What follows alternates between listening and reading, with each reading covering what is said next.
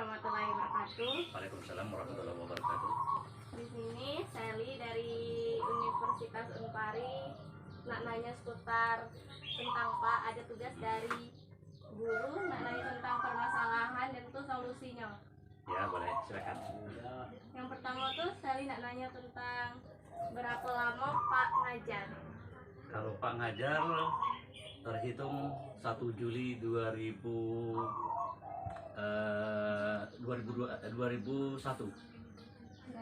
sampai 2014 Pak diangkat jadi pegawai negeri sampai sekarang 2023.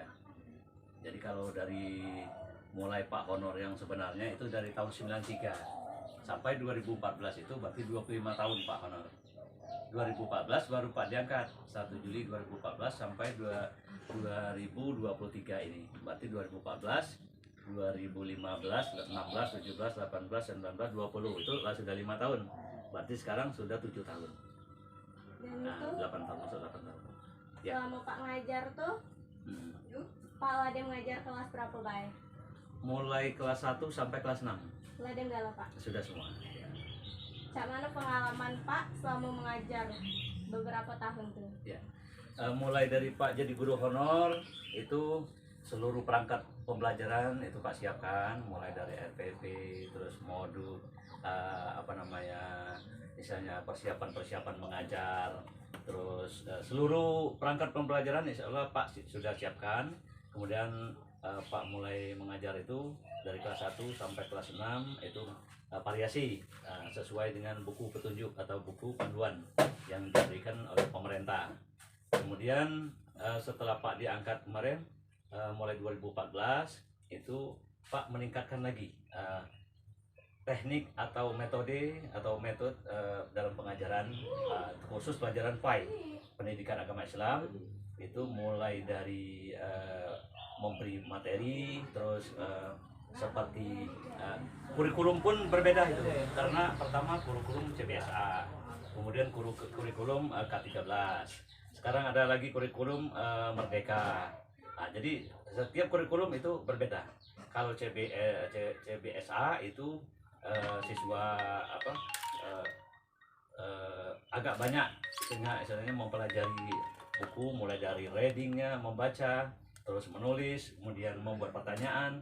Kemudian gurunya itu sekitar 50 dari pertanyaan dari guru, memberi materi 50 dari siswa. Kemudian kalau K13 itu 70 untuk siswa belajar sendiri tapi guru yang memandu. Kemudian 30% atau 40% itu dari guru. Jadi guru hanya memanage, memberi petunjuk, terus siswa lah atau murid lah yang istilahnya membuat program istilahnya untuk pelajaran PAI ini. Kita belajar tentang wudhu misalnya. Jadi mulai dari teknik wudhu itu Pak memberi penjelasan, mulai dari doa sebelum berwudhu, terus pelaksanaan wudhu, kemudian doa setelah wudhu, kemudian akan melaksanakan sholatnya.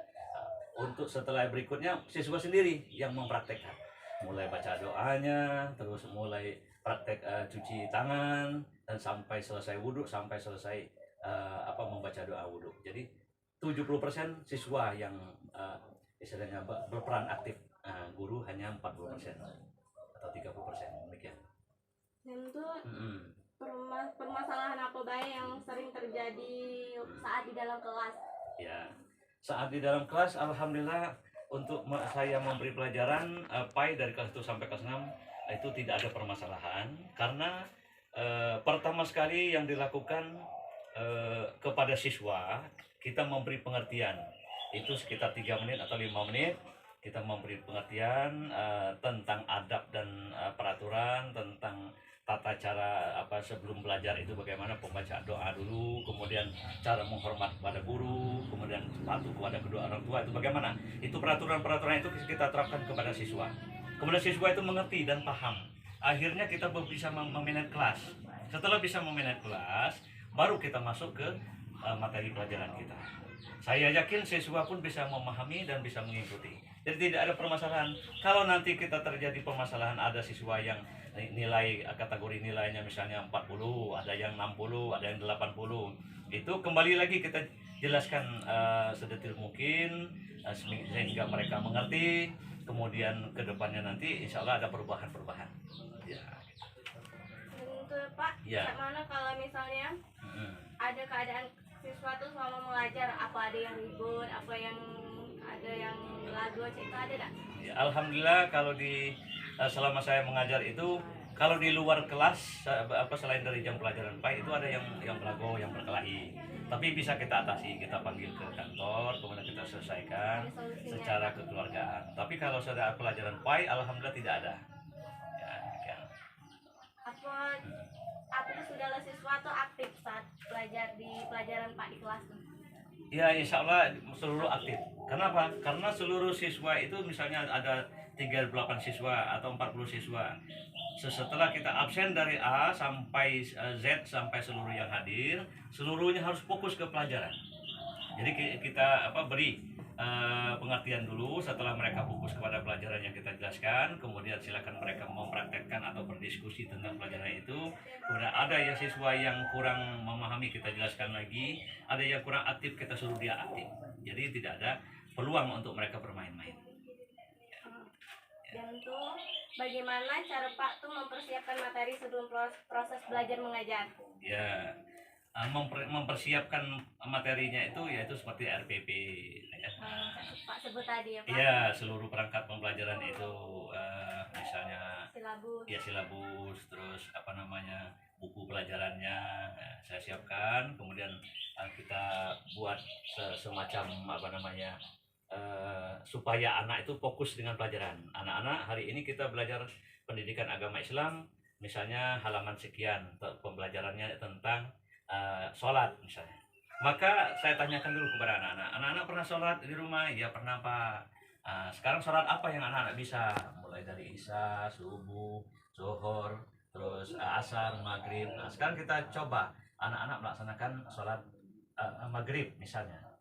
Setelah kemarin pelajaran berwudu sudah selesai, jadi sekarang kita akan melaksanakan sholat. Anak-anak saya suruh berwudu kembali, kemudian kita praktekkan pelajaran sholatnya gimana, usulnya gimana. Saya tanyakan dulu. Nah, seperti itu. Insya Allah tidak ada permasalahan. Dan tuh mana cara Pak memahami karakteristik siswa Pak di dalam kelas? Ya, kita memahami karakteristik siswa itu. Ya, seorang guru sudah belajar ilmu psikologi pendidikan. Jadi anak-anak itu berbeda. 10 anak saja misalnya. Anak yang ini dia harus kita pakai tata cara sopan santun dan lemah lembut. Seluruhnya sopan santun. Tapi ada tata cara kita bujuk dulu. Anak jangan ribut misalnya. Ada lagi yang tidak seperti itu. Anak itu kita, hei nak, kamu jangan seperti itu. Nah, kita langsung seolah-olah bukan kita membentak, bukan tapi kita menegur, tapi kita mengayomi. Nah, dia mengikuti. Ada lagi anak-anak yang karakternya lain lagi, misalnya dia mau belajar kelompok. Saya Pak mau belajar kelompok, Pak sifatnya tidak mau sendiri. Oke, kita buat kelompok. Saya Pak mau sendiri yang ini. Oke, kita buatkan dia silakan belajar sendiri seperti itu. Insya Allah bisa kita paham dan anak-anak bisa memahami juga. Dan itu Pak, Ya. misalnya kan ada nilai siswa yang rendah. Ya. Nah, cak mana solusinya supaya nilainya tuh jadi naik? Ya. Bagi siswa yang rendah itu kita ada setelah mereka ujian atau ulangan atau mid semester itu ada nilai yang rendah. Jadi kita atasi, kita katakan yang ada siswa itu kamu akan melakukan remedial. Remedial itu mengulangi pelajaran yang kemarin, yang tahu-taunya pada saat ulangan itu dia yang betul itu mungkin kurang dari 50%, mungkin 40%. Jadi otomatis nilainya rendah. Untuk nilai rendah itu kita beri penjelasan lagi pelajaran itu, kemudian kita tanyakan bagaimana nak, kenapa nilai kamu rendah, kamu tidak bisa menjawab ini. Solusinya seperti itu, kita beri dia tugas kembali, kemudian mana dia yang kurang paham kita jelaskan dulu, setelah itu tes lagi. Nah, gitu. Insya Allah nilainya akan naik. Itu Pak, misalnya bagaimana cara mengatasi siswa yang otaknya kurang, kan siswa tuh ada yang tingkat kemampuannya tuh tinggi, Ya. rendah, sedang. Terus Ya. cak mana mengatasi siswa yang lambat menangkap pelajaran, cak itu Pak? Ya, kalau siswa yang EQ-nya apa ya yang tinggi itu tidak ada masalah. Setelah kita beri penjelasan, dia paham dan dia bisa menjawab, dia bisa mengerjakan soal. Bagi siswa yang penangkapannya lambat, itu kita beri pengertian lagi, kita ulangi lagi. Nah, kamu sudah paham belum Pak? Yang ini bagaimana Pak? Kita ajarkan kembali dengan dia. Yang khusus kita paling-paling 3 atau 4 orang. Kita beri penjelasan ulang, kemudian kita buat eksperimen bagaimana supaya dia mengerti, mana mereka paham, sehingga kalau mereka sudah paham, baru kita uji coba atau ulangan kembali. Insya Allah bisa. Misalnya lesnya itu bisa ada Pak? Boleh, misalnya mereka akan mengikuti les di luar sekolah nanti. Ada guru yang bisa memberi pelajaran les tambahan. Kami persilakan kepada guru. Benar itu. Alhamdulillah hasilnya sudah bisa memuaskan. Kan kata Pak tadi Pak tuh itu pai kan? Ya. Kan saya lihat kan salah satu murid Pak juga SD. Ya. Tapi Pak juga bisa ngajar bahasa Inggris, yang mana tuh Pak? Iya benar. Soal Pak bisa ngajar bahasa Inggris itu pelajaran bulog di sekolah. Dari SD sebelum saya diangkat kemarin jadi pegawai negeri itu saya honorer saya ini sudah 25 tahun. Itu sangat lama prosesnya. Tapi tidak menjadi masalah. Itu adalah pengalaman-pengalaman yang sudah Pak lalui itu sangat manis sekarang Pak rasakan. Kenapa? Dari pengalaman itulah sehingga saya bisa berhasil. Tapi kalau kemarin saya tidak honor, mungkin saya tidak bisa seperti sekarang ini. Jadi kenapa saya bisa mengajar bahasa Inggris? Itu secara pribadi Pak itu dulunya tidak ada janji-janji saya mau jadi guru bahasa Inggris, saya jadi guru agama Islam misalnya. Tapi ya Tuhan yang memberi sehingga saya bisa berbahasa Inggris dan saya bisa mengajar bahasa Inggris dan kemudian saya bisa kolaborasikan dengan pelajaran PAI itu saya terapkan. Kadang-kadang saya selingkan dengan bahasa Inggris. Gimana? Nah, kita perlu sekarang ini belajar pendidikan agama Islam seperti kita sholat. Sholat itu kalau bahasa Inggrisnya pride. We must do something best for our servers, for another people, and for our government.